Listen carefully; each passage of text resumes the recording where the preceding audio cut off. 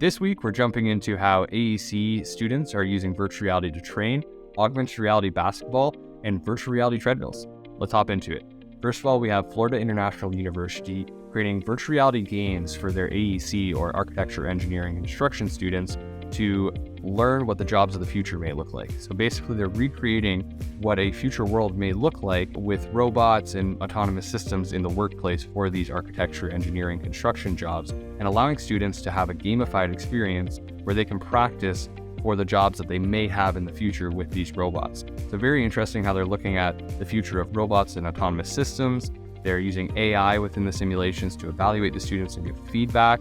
Obviously, it's built in virtual reality, and they're even gamifying it so that it's a fun game as you're going through. So I think they're bringing all of these things together, and it's very exciting to see how they're training the workforce of the future with skills that might not be completely applicable in the world today, but definitely will be down the road.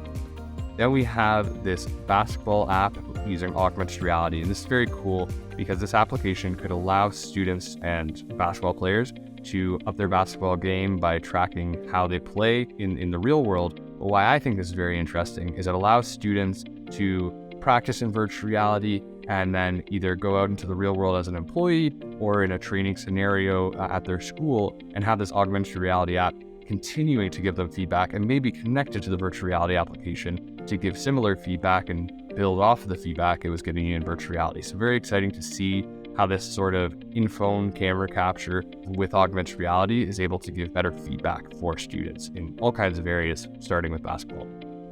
And then lastly, we have the Omni One VR treadmill has finally begun shipping. So there's only a couple of treadmills on the market today, and Omni One has been one of the biggest ones in the news and being seen around town. So very exciting that it's finally shipping, and hopefully this heats up the competition in this space so that we can have very exciting treadmills to play and to train on so that virtual reality becomes that much more natural.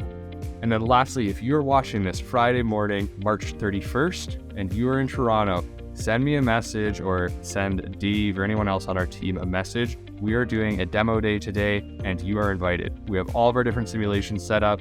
We have so many different experts there to show them off, and just would love to have you come by and check out what we're up to. Anyways, if you can't make it, shoot me a message anyways and we'll get you a demo.